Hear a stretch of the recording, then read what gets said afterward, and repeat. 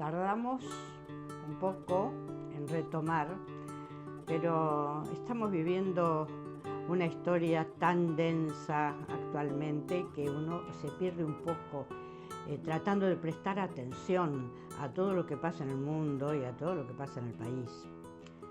Pero bueno, viendo la historia de América Latina, podemos decir, la historia de América Latina es la historia de un saqueo permanente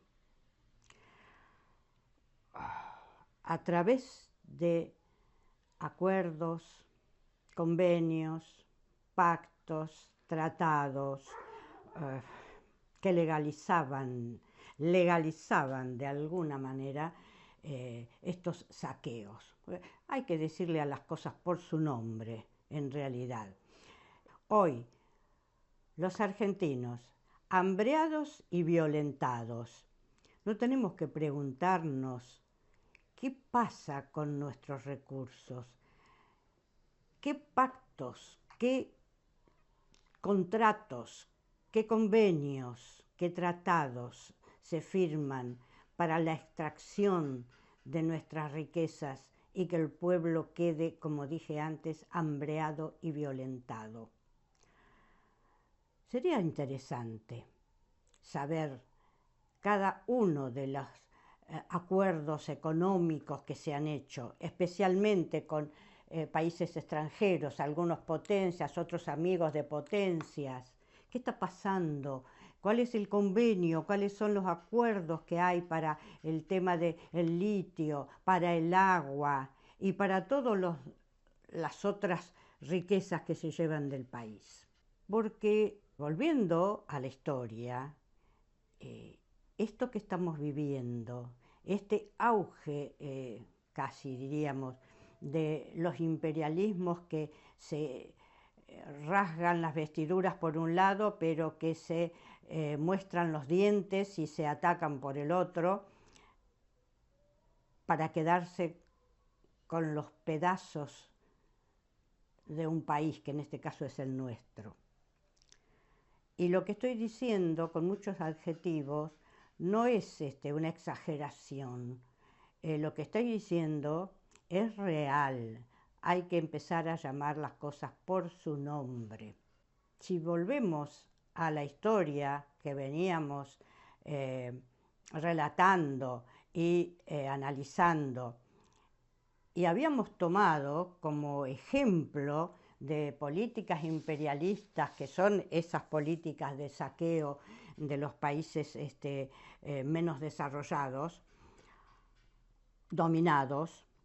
Esta política económica que se realiza por parte de los imperialismos en los países dominados, con el acuerdo de sectores de ese país dominado que se benefician con estos acuerdos, son socios de los imperialismos, no son un delito, no son un delito de lesa soberanía.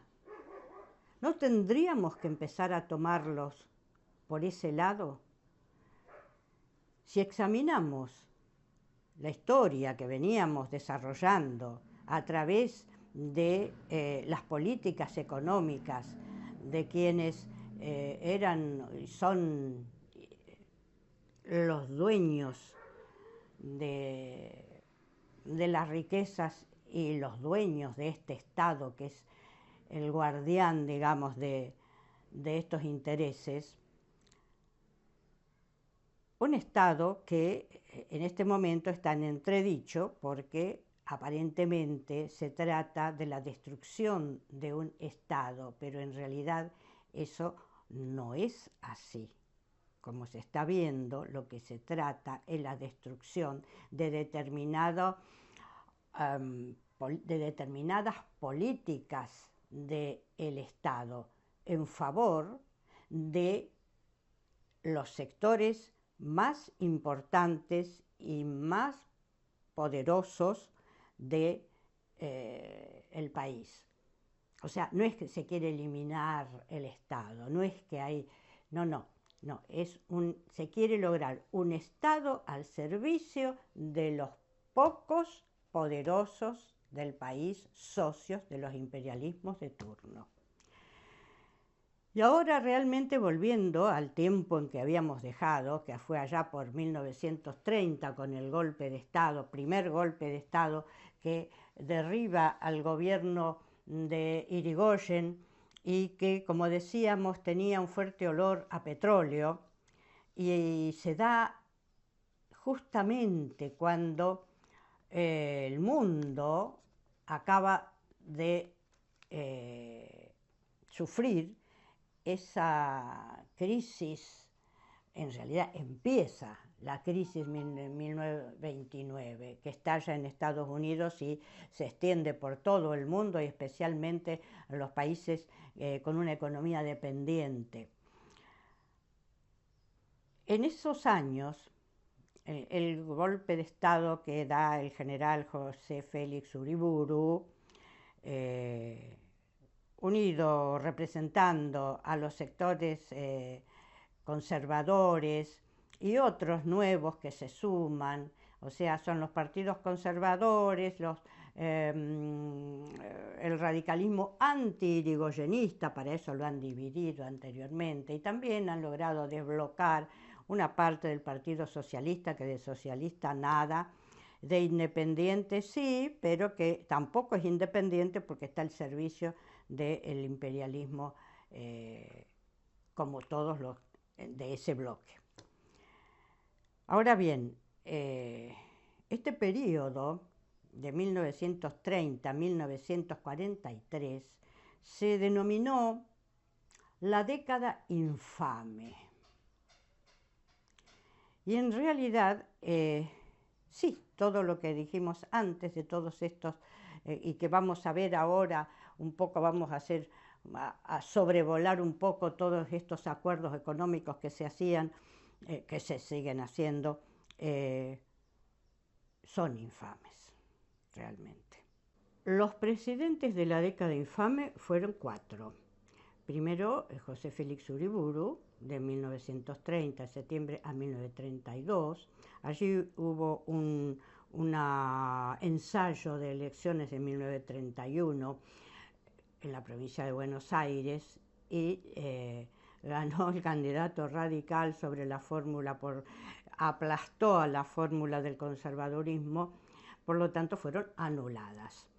El siguiente presidente, Agustín P. Justo, el general Agustín P. Justo, más constitucionalista, más legalista que Uriburu, porque Uriburu pasó por encima de toda la Constitución. Entonces, ya dijimos que la represión fue brutal en el tiempo de Uriburu, y no tanto en los años que siguen, pero tampoco es que desaparece. Cumplido el mandato de Agustín P. Justo, fue elegido con, tremendo fraude electoral, igual que Justo, reconocido por los mismos políticos, y que irónicamente y desfachatadamente le decían el fraude patriótico. Este fraude patriótico llevó al poder a Roberto Ortiz, que gobernó entonces desde el 38 al 42, después del cual fue elegido el doctor Castillo, que gobernó del 42 al 43. Y ahí se termina este periodo que se dio en llamar, como dijimos, la década infame. Y bautizada por Jauretche, quien le llamó al Pacto Roca-Ransman, que se firmó en esta década, en 1933, el Estatuto Legal del Coloniaje. O sea, evidentemente, Argentina fue tratada en ese momento como si fuera una colonia británica. Ahora ya lo vamos a ver. La crisis mundial, que estalla en 1929, altera toda la economía del mundo, todas las modalidades de producción, de mercado, comerciales, se ven afectadas todas las actividades. Y al disminuir los países europeos van a comprar menos materia prima, la misma Inglaterra reduce sus compras, por lo tanto, reduce la cantidad de divisas que se necesitan para importar todos los productos industrializados, porque no nos olvidemos, nosotros vendemos materia prima y compramos productos industrializados, balance del comercio exterior siempre deficitario. En este periodo, entonces, todo esto que venía se altera y al no poder importar por falta de divisas, comienza un proceso que se llama de sustitución de importaciones. Si bien ya venían los frigoríficos instalados en el país, frigoríficos ingleses y norteamericanos, no voy a aprovechar para aclarar que aquí había, durante toda la década de los 20, una camarilla, le llama Eugenio Gastiazor en su tomo cuarto de la historia argentina, la camarilla de las carnes enfriadas o del chilled beef, que se había armado entre los terratenientes invernadores, o sea, los que compraban el ternero o el novillito y lo invernaban, o sea, lo engordaban para venderse, para después que los frigoríficos los procesen. Entonces, esta trenza entre los terratenientes invernadores más los frigoríficos, el británico Anglo y los frigoríficos norteamericanos, era la que se beneficiaba, este sector se beneficiaba totalmente con el comercio de exportación de carnes. Esta exportación de carnes disminuye y por eso se va a reglamentar, se va a firmar este pacto Roca-Ransman que vamos a ver dentro de un ratito, pero vamos a seguir con el proceso de sustitución de importaciones. ¿Qué industrias nuevas aparecen? La industria textil aparece y con fuerza, industrias de alimentos, envasadoras de productos importados y otras de frutos del país. Se fabrican galletitas y alfajores, una industria que vino fuerte. Los molinos harineros que ya existían y tienen un mayor empuje.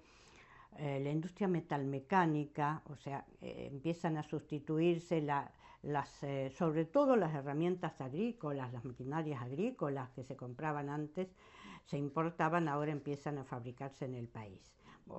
Pensemos que todo este proceso de nuevas fábricas va a aumentar la cantidad de obreros residentes en las ciudades, porque obviamente no solamente la cantidad de mano de obra que había llegado al país hasta 1913, 14, 15 y después de la guerra también, sino también la que venía del norte, pobre, y en general de todas las provincias, en busca justamente de trabajo.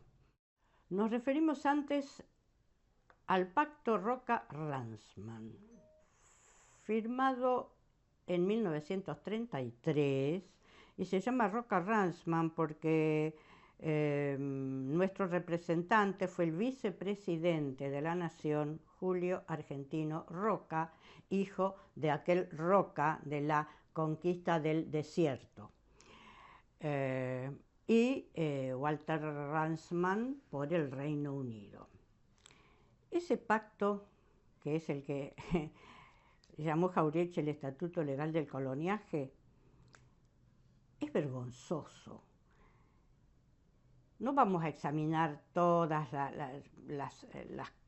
los artículos del pacto. Tiene sus artículos de letra chica también, ¿no? En general podemos decir que por este pacto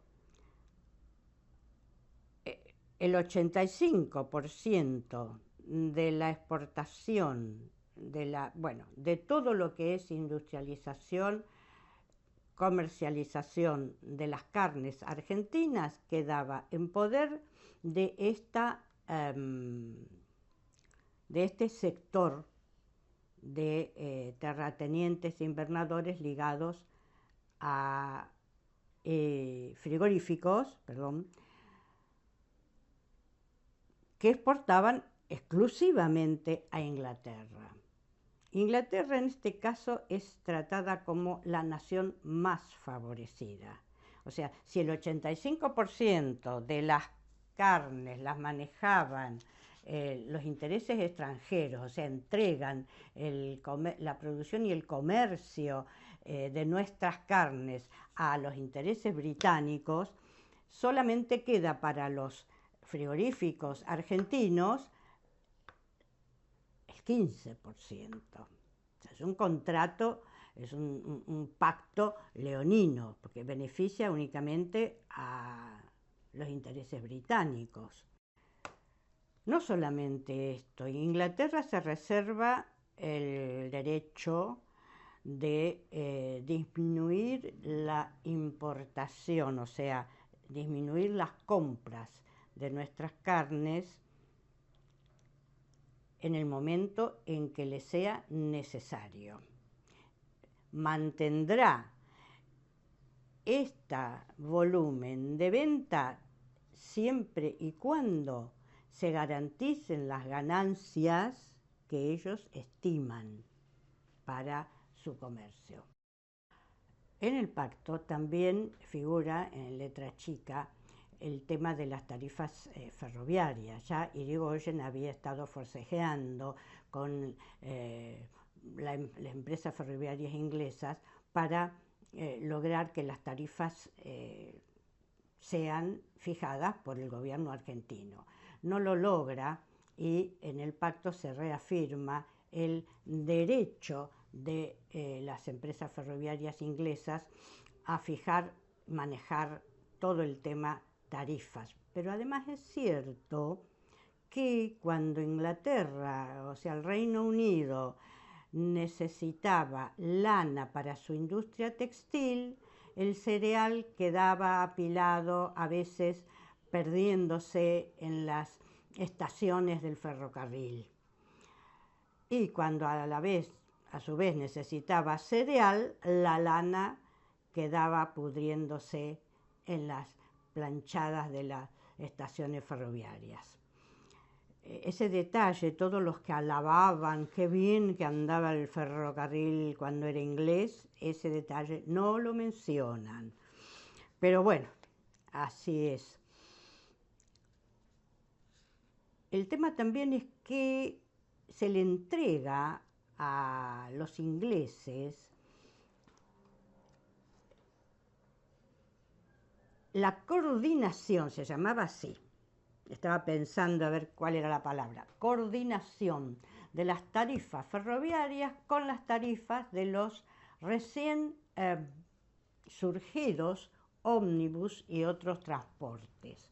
Porque, según consta lo que dicen en los artículos correspondientes, estas ómnibus y otros transportes perjudican al ferrocarril porque, claro, son más baratos y le hacen la competencia a los tranvías y al ferrocarril inglés. Por lo tanto, se coordina el tema de las tarifas de este transporte nuevo con las empresas inglesas. De cualquier manera, ellos manejaban los puertos, manejaban la flota marítima, digamos, todo lo que se embarcaba en nuestro país para cualquier parte del mundo se hacía en barcos ingleses. Es como dice un volante que va a firmar Raúl Scalabrini Ortiz un poco más adelante y que ya lo vamos a leer en algún momento. Otra creación, dejemos ya el pacto Roca-Ransman, de cualquier manera es interesante conocer sus cláusulas. Otro tema importante, decía, es la creación del Banco Central, muy resistida y criticada por la oposición. En realidad, de lo que se trata con la creación del Banco Central es separar la economía de la política. Eso es, digamos, los fundamentos de la creación del banco. Pero en realidad, cuando el Estado entrega a algún organismo el manejo de la moneda, pierde soberanía. Separar la economía de la política no existe, porque en realidad la esencia de la política es el manejo de la economía. Entonces, el Banco Central fue una institución muy criticada en el momento de su creación, en esta década. Como reacción a la firma del Pacto Roca-Ransman, que beneficiaba a un pequeño sector de terratenientes y frigoríficos, se va a crear la Confederación Argentina de Productores, la CAP, que va a agrupar a los terratenientes criadores y va a tratar esa organización de comerciar, de ligarse, de hacer convenios comerciales con otros países europeos y entre ellos especialmente Alemania. Bueno, y hay que mencionar también que no es que solamente el imperio del Reino Unido era beneficiario de la explotación de nuestros recursos. También países europeos como Alemania, Bélgica, Italia, Francia, por supuesto, se disputaban como decía al principio, se disputaban la explotación y diríamos mejor el saqueo de nuestros recursos. Nuestro país fue desde hace mucho tiempo, desde siempre diríamos, un país en disputa por todos los imperialismos de turno.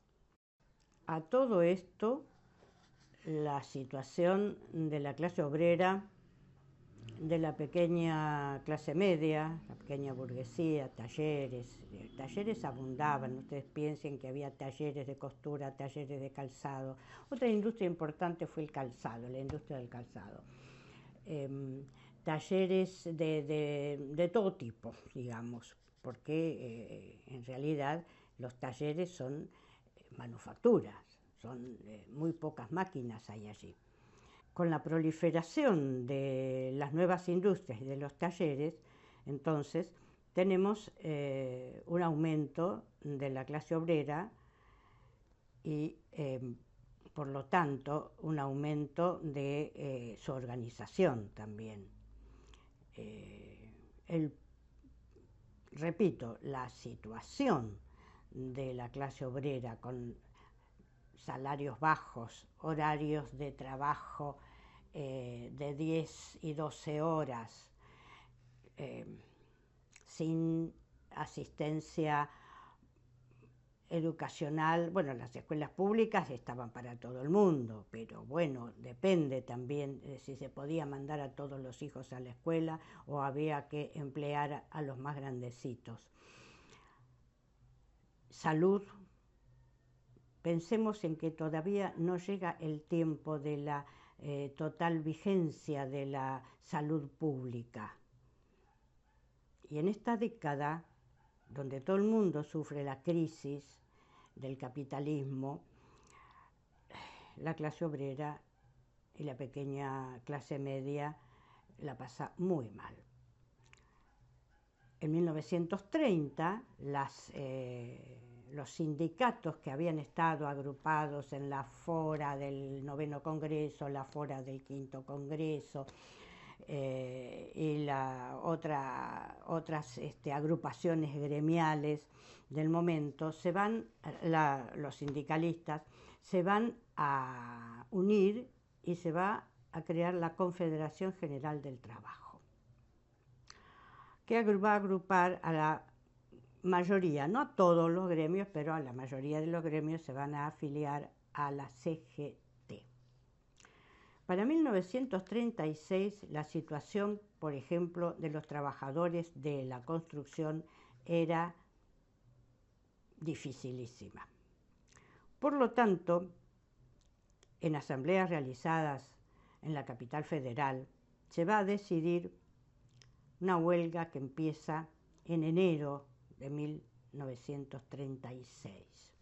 Esta huelga, a los 2 meses de vigencia, porque aquellas eran huelgas largas, a los 2 meses de vigencia había logrado aumentar y prácticamente casi todos los trabajadores de la construcción estaban en huelga. Allí se van a hacer asambleas en el Luna Park que van a determinar la extensión de la huelga a otros gremios, el llamado a una huelga general. La huelga, hay un comité de solidaridad y obviamente que existían en aquel tiempo los fondos de huelga que se juntaban con la solidaridad de los demás trabajadores y muchas veces de los pequeños comerciantes, que eran los que fiaban las mercancías a los trabajadores, ¿no? Tenían las famosas libretas y ellos también se veían afectados, así que colaboraban con este pedido por parte de los gremios involucrados en 3 o 4 demandas, que son condiciones de trabajo que tiene que ver con el pedido de la reducción de los horarios de trabajo, aumento salarial y condiciones de trabajo saludables. Sanitariamente, ni hablemos de lo que eran las condiciones de trabajo. Esta huelga general va a hacerse muy grande, va a abarcar no solamente a la capital federal, sino a las localidades circundantes. En determinado momento va a llegar hasta La Plata y llega un momento donde se declara la huelga general, no solamente de los trabajadores de la construcción. La huelga general de 1936 fue brutalmente reprimida, por supuesto, por el gobierno de Justo. Hubo muertos en la calle, tiroteos con la policía. Era el tiempo en que el choque con la policía era armado y muchas veces del lado de los trabajadores también había armas, pero generalmente los muertos los ponía y los sigue haciendo los trabajadores.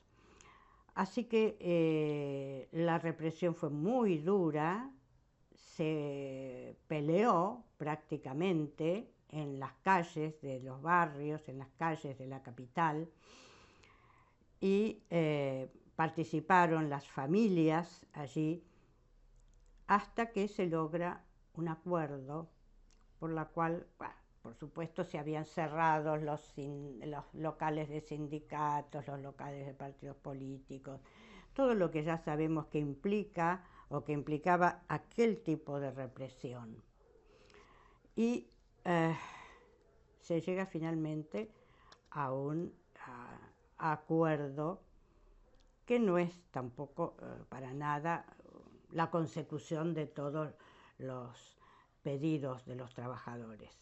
Pero esta es una huelga que marca la historia de los movimientos obreros, de la lucha del pueblo, porque se hace en medio de una, yo diría una dictadura, también la de Justos. Estos gobiernos son gobiernos dictatoriales, y sobre todo porque son elegidos a través del fraude. Entonces hay una legalización de palabra, de discurso, y en realidad no tiene nada que ver este periodo con lo que está escrito en la Constitución argentina. Dicho sea de paso, creo que no dije, cuando se dio el golpe de Estado, que días después del golpe de Estado, la Corte Suprema de Justicia, mediante una acordada, legaliza el gobierno de facto del general Uriburu. O sea que también la Corte tiene glorias viejas. Por último, con la cuestión del petróleo, que fue el tema del interés del petróleo, fue el que, digamos, definió el golpismo acá en la Argentina, en el 30, vamos a asistir al enfrentamiento, digamos, de la poderosa Standard Oil de Estados Unidos por hacerse el espacio correspondiente a su imperialismo, y los intereses petroleros del Reino Unido. Así que, como en realidad los intereses ingleses están muy bien representados en la prensa en general, vamos a ver cómo la prensa de ese periodo favorece a los intereses de las petroleras inglesas y ataca a la Standard Oil, como va a suceder bastante más adelante, ya en épocas más recientes, donde hay el imperialismo de turno, ¿no? El que tiene la hegemonía, va a forcejear, va a atacar, va a enfrentarse con los demás imperialismos para quedarse con los recursos. Así que este fue un periodo muy denso.